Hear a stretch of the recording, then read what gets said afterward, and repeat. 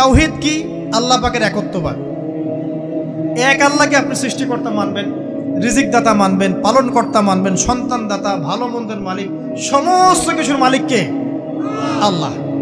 আল্লাহ আল্লাহ আমাকে বাঁচিয়ে রেখেছেন, আল্লাহ আমাকে মৃত্যু দিবেন, আল্লাহ আমাকে রিজিক দেন, আল্লাহ আমাকে সন্তান দিবেন, আল্লাহ আমার ভালোর মালিক, আল্লাহ মন্দের মালিক, আল্লাহ সমস্ত কিছুর মালিক। এই কনসেপ্ট পরিষ্কার থাকবে, লা ইলাহা ইল্লাল্লাহ পরিষ্কার থাকবে। সমস্ত বিষয় কার পক্ষ থেকে?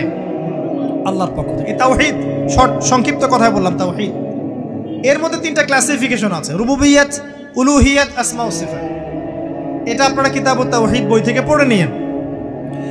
সংক্ষেপে বলে দেই, রুবুবিয়্যাত আল্লাহ পাকের সমস্ত বিষয়গুলো তার দিকে সম্বন্ধ করা, সৃষ্টিকর্তা, পালনকর্তা, রিজিক দাতা সবকে আল্লাহ। উলুহিয়্যাত কি? দুনিয়াতে এসেছি আল্লাহ পাকেরই দাসত্ব করতে হবে, অন্য কারো দাসত্ব চলবে না, তাওহীদ উলুহিয়্যাত। আসমা ও সিফাত কি? আসমা সিফাত মানে হচ্ছে আল্লাহ পাকের নাম গুণাবলীগুলো আছে, আল্লাহ পাক রহমান, আল্লাহ পাক রহিম, আল্লাহ পাক রাজ্জাক, হ্যাঁ, আল্লাহ পাক গফুর, আল্লাহ পাক শদীদুল ইকাব, সমস্ত গুণাবলী কার? আল্লাহ। এই হলো আসমা সিফাত। আল্লাহ পাক যেমন, আল্লাহ পাক তেমন, আল্লাহ পাক নিজের মতো, কারোর সাথে তুলনীয় নন। ওয়াল্লাহু আহাদ, একক, আল্লাহুস সামাদ, তিনি অমুখাপেক্ষী, লাম ইয়ালিদ ওয়া লাম ইউলাদ, তিনি জন্ম দেননি, জন্মিতও নন, ওয়া লাম ইয়াকুল লাহু কুফুয়ান আহাদ, তার সমতুল্য আর কিছুই নাই। আল্লাহ থেকে সব কিছু হয়, এটাই হলো তাওহীদ। এখন এর তাওহীদের বিরুদ্ধে গেলে কি হয়ে যাবে?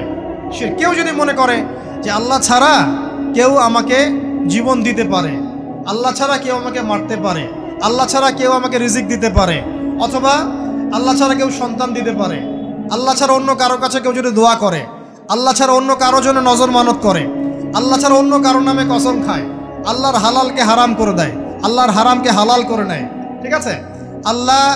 আল্লাহ থেকে শুভ অশুভ আসে না, শুভ আল্লাহর পক্ষ থেকে আসে, অশুভ শয়তানের পক্ষ থেকে আসে, এমনও যদি কেউ মনে করে, শুভ অশুভ দুটোই আল্লাহর পক্ষ থেকে আসে, কিন্তু কেউ যদি মনে করে না শুভগুলো আল্লাহর পক্ষ থেকে, অশুভগুলো শয়তানের পক্ষ থেকে, এমনও যদি মনে করে, শিরক হয়ে যাবে।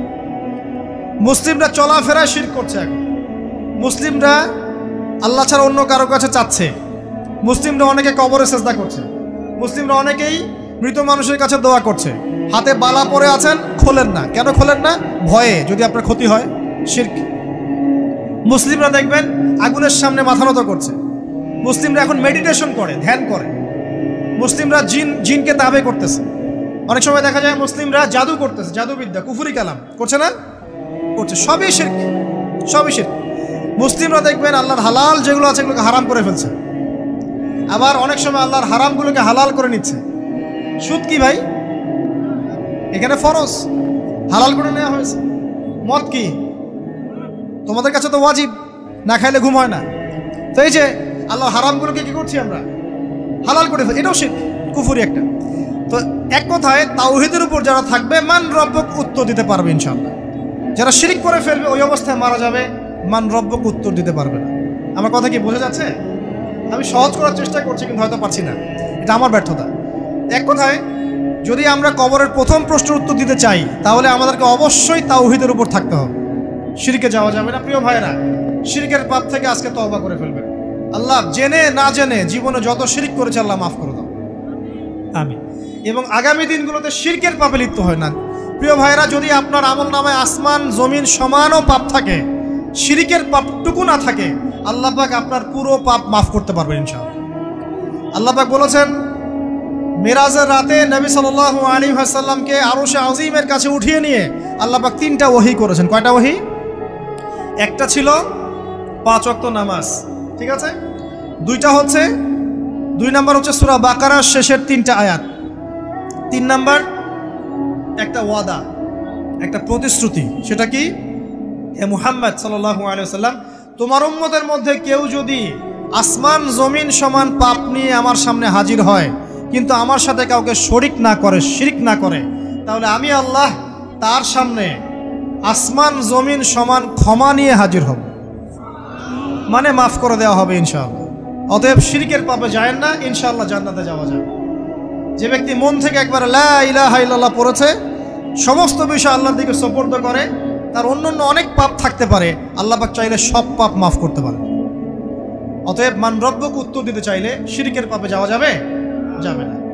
আধুনিক শিরকের মধ্যে সবচেয়ে ভয়ঙ্করটা হচ্ছে এটা যে আমরা আল্লাহর হালালকে হারাম করে নিচ্ছি, হারামকে আবার হালাল করে দিচ্ছি।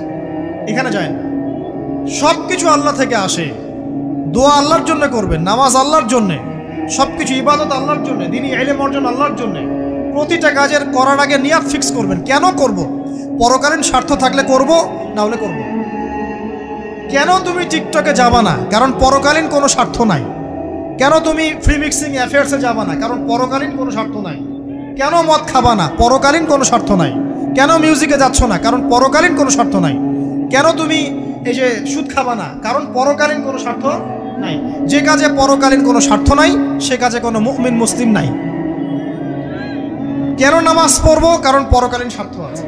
কেন রোজা রাখবো, পরকালীন স্বার্থ আছে। কেন আমি হালাল বিয়ে করব, হারাম জেনায় যাব না, পরকালের স্বার্থ আছে।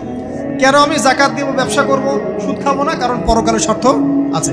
কেন ইসলামের দাওয়াত দিব, পরকালের স্বার্থ আছে। কেন হাদিস প্রচার করব, কারণ পরকালের স্বার্থ আছে। ইসলামের জন্য সবর করব কেন, পরকালের স্বার্থ আছে। পরকালের স্বার্থ যেখানে, মুসলিম সেখানে। পরকালীন স্বার্থ নাই, আমরা নাই। প্রত্যেকটা কাজ করার আগে নিয়তটা ফিক্স করতে হবে, পরকালের কোনো স্বার্থ আছে। যদি বলে হ্যাঁ আছে, তাহলে করবে। স্বার্থ নাই, আমি নাই। কোনো ফুজুল কি বাত বা ফাহেসা কোনো কাজ, এসব কাজে আমরা নাই, বিকজ এগুলোতে কোনো পরকালীন স্বার্থ নাই। ব্যাস, আল্লাহ পাক আমাদের সবাইকে শিরিক মুক্ত আমল করার তৌফিক দান করুন, আমিন। আল্লাহর তাওহীদের উপর থাকার তৌফিক দান করুন, আমিন। আল্লাহ পাক আমাদের সবাইকে দ্বীন ইসলাম পরিপূর্ণরূপে পালন করার তৌফিক দান করুন।